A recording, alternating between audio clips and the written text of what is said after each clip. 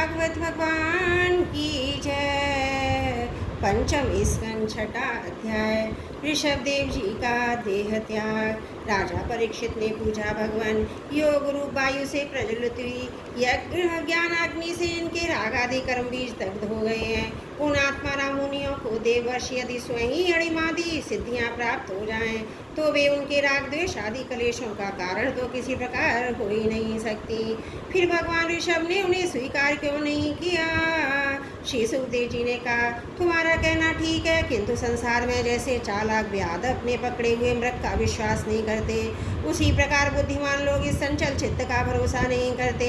ऐसा ही कहा भी है, इस चंचल चित्त से कभी मैत्री नहीं करनी चाहिए। इसमें विश्वास करने से ही मोनी रूप में फंसकर महादेव जी का चिरकाल का संचित तप क्षीण हो गया था।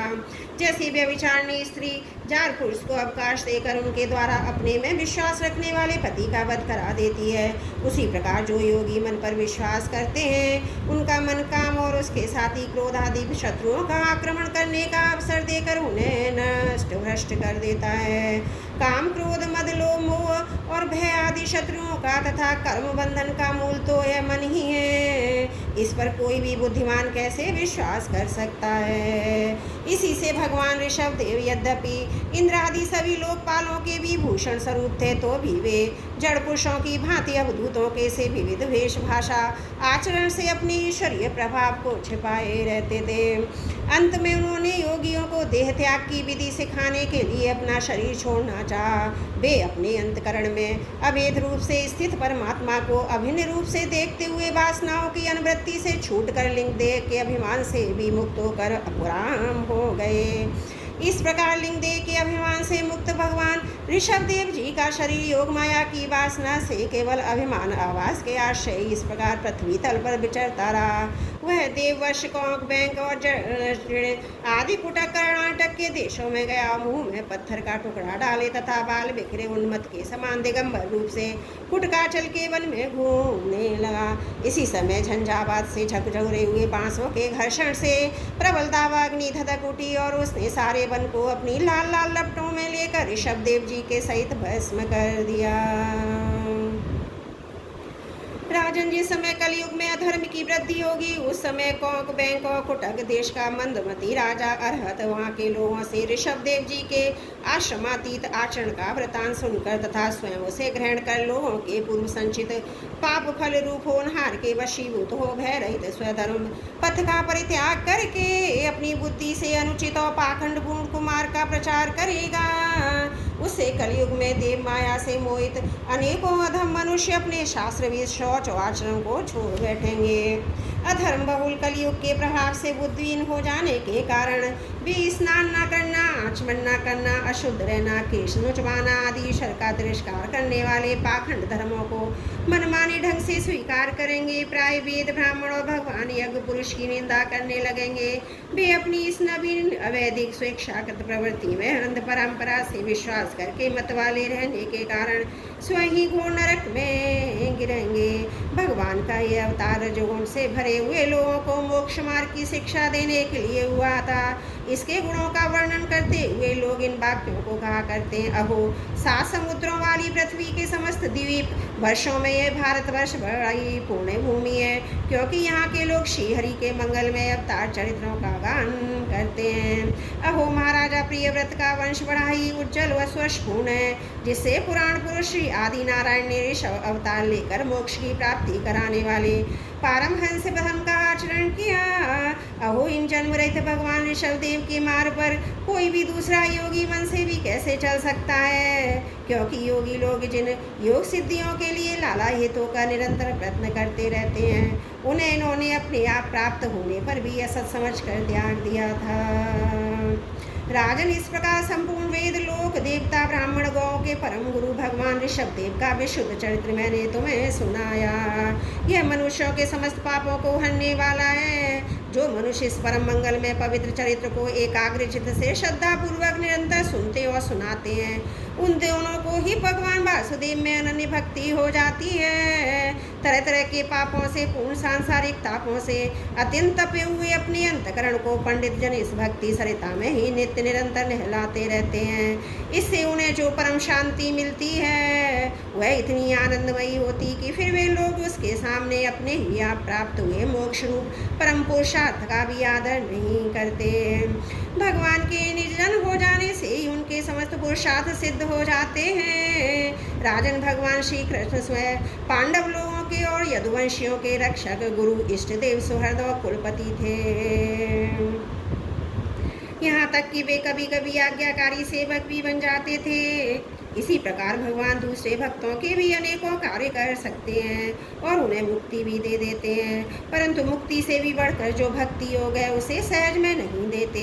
निरंतर विषय भोगों की अभिलाषा करने के कारण अपने वास्तविक श्रेय से चिरकाल तक वे सुध हुए लोगों को उन्होंने कारणवश निर्भय आत्मलोक का उपदेश दिया, और जो स्वयं निरंतर अनुभव होने वाले आत्मस्वरूप की प्राप्ति से सब प्रकार की तृष्णाओं से मुक्त थे, उन भगवान ऋषभदेव को नमस्कार। बोलो भागवत भगवान की जय। पंचम स्कंद छठा अध्याय समाप्त। त्रुटियों के लिए क्षमा चाहती हूँ। बोलो भागवत भगवान की जय। पंचम स्कंद सातवां अध्याय भरत चरित्र। श्री सुखदेव जी कहते हैं, राजन, महाराजा भरत बड़े ही भगवत भक्त थे। उन्होंने ऋषभदेव ने अपनी संकल्प मात्र से उन्हें पृथ्वी की रक्षा करने के लिए नियुक्त कर दिया। उन्होंने इनकी आज्ञा में स्थित रहकर विश्वरूप की कन्या पंचजनी से विवाह किया।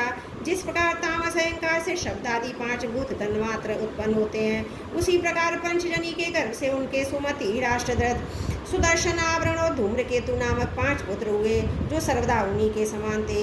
इस वर्ष को, जिसका नाम पहले अजनावा वर्ष था, आज भरत के समय से ही भारत वर्ष कहते हैं। महाराजा भरत वयोग्य थे। वे अपने अपने कर्मों में लगी हुई प्रजा का अपने बाप दादों के समान स्वधर्म में स्थित रहते हुए अत्यंत वात्सल्य भाव से पालन करने लगे। उन्होंने होता, अधर, उद्घाता, ब्रह्मायन, 4 ऋतुजों द्वारा कराए जाने प्रकृति और प्रकृति दोनों प्रकार के अग्निहोत्र, दर्श, पूर्णमास, चातुर्मास से पशु और सोमा आदि छोटे बड़े कृत्यों, यज्ञों से यथा समय श्रद्धा पूर्वक यज्ञ और क्रतु रूप श्री भगवान का यजन किया। इस प्रकार अंग और क्रियाओं के सहित भिन्न भिन्न यज्ञों के अनुष्ठान के समय जब अग्रयोगण आयुति देने के लिए हवि हाथ में लेते, तो यजमान भरत उस यज्ञ कर्म से होने वाले पुण्य रूप फल को यज्ञ पुरुष भगवान वासुदेव के अर्पण को कर देते। वस्तुतः वे परब्रह्म इंद्र आदि समस्त देवताओं के प्रकाशक, मंत्रों के वास्तविक प्रतिपाद तथा देवताओं के भी नियामक होने से मुख्य कर्ता एवं प्रधान देव हैं। इस प्रकार अपनी भगवत दर्पण बुद्धि रूप कुशलता से हृदय के राग द्वेष आदि मलों का मार्जन करते हुए वे सूर्य आदि सभी यज्ञ भोक्ता देवताओं का भगवान के नेत्रादि अवयों के रूप में चिंतन करते थे। इस तरह कर्म की शुद्धि से उनका अंतकरण शुद्ध हो गया। तब उन्हें अंतर्यामी रूप से विराजमान हृदय आकाश में ही अभिव्यक्त होने वाले ब्रह्म स्वरूप एवं महापुरुषों के लक्षणों से उपलक्षित भगवान वासुदेव में जो श्रीवत्स, कौस्तुभ, बनमाला, चक्र, शंख, गदा आदि से सुशोभित तथा नारद आदि निज जनों के हृदयों में चित्र के समान निश्चल भाव से स्थित रहते हैं। दिन दिन वेग पूर्वक बढ़ने वाली उत्कृष्ट भक्ति प्राप्त हुई। इस प्रकार 1 करोड़ वर्ष निकल जाने पर उन्होंने राज्यभोग का प्रारब्ध क्षीण हुआ जानकर अपनी भोगी हुई वंश परंपरा संपत्ति को था योग पुत्रों में बांट दिया। फिर अपनी सर्व संपत्ति संबद्ध राजमहल से निकल कर वे पुलहाश्रम हरिहर क्षेत्र में चले आए। इस पुलहाश्रम में रहने वाले भक्तों पर भगवान का बड़ा ही वात्सल्य है। वे आज भी इनके इष्ट रूप में मिलते रहते हैं। वहाँ चक्र नदी गंडकी नाम की प्रसिद्ध सरिता चक्राकार शालग्राम शिलाओं से, जिनके ऊपर नीचे दोनों ओर नाभि के समान चिन्ह होते हैं, सब ओर से ऋषियों के आश्रमों को पवित्र करती रहती है। उस पुलगाश्रम के उपवन में एकांत स्थान में अकेले ही रहकर वे उनके प्रकार के पत्र, पुष्प, तुलसी दल, जल, कंदमूल, फलादि उपहारों से भगवान की आराधना करने लगे। इससे उनका अंतकरण समस्त विषयाभिलाषाओं से निवृत्त होकर शांत हो गया और उन्हें परम आनंद की प्राप्ति हुई। इस प्रकार जब वे नियम पूर्वक भगवान की परिचर्या करने लगे, तब उससे प्रेम का वेग बढ़ता गया, जिससे उनका हृदय द्रवीभूत होकर शांत हो गया। आनंद के प्रबल वेग से शरीर में रोमांच होने लगा। तथा उत्कंठा के कारण नेत्रों में प्रेम के आंसू उमड़ आए, जिससे उनकी दृष्टि रुक गई। अंत में जब अपने प्रियतम के अरुण चरणामिंदों के ध्यान से भक्ति योग का आविर्भाव हुआ, तब परमानंद से सरावर हृदय रूप गंभीर सरोवर में बुद्धि के डूब जाने से उन्हें उस नियम पूर्वक की जाने वाली भगवत पूजा का भी स्मरण न रहा। इस प्रकार भी भगवत सेवा के नियम में ही तत्पर रहते थे। शरीर पर कृष्ण मर्ग चर्म धारण करते थे तथा त्रिकाल स्नान के कारण भीगते रहने से उनके केश भूरी भूरी घुंघराली लटों में परिणत हो गए थे, जिनमें वे बड़े ही सुहावने लगते थे। वे उदित हुए सूर्य मंडल में सूर्य संबंधनीय ऋचाओं द्वारा ज्योतिर्मय परम पुरुष भगवान नारायण की आराधना करते और इस प्रकार कहते। भगवान सूर्य का कर्म फलदायक तेज प्रकृति से परे है। उसी ने संकल्प द्वारा इस जगत की उत्पत्ति की है, फिर वही अंतर्यामी रूप से इसमें प्रविष्ट होकर अपनी चित्त शक्ति द्वारा विषय लोलुप जीवों की रक्षा करता है। हम उसी बुद्धि परवर्तक तेज की शरण लेते हैं। बोलो भागवत भगवान की जय। पंचम स्कंद 7वां अध्याय समाप्त। त्रुटियों के लिए क्षमा चाहती हूँ।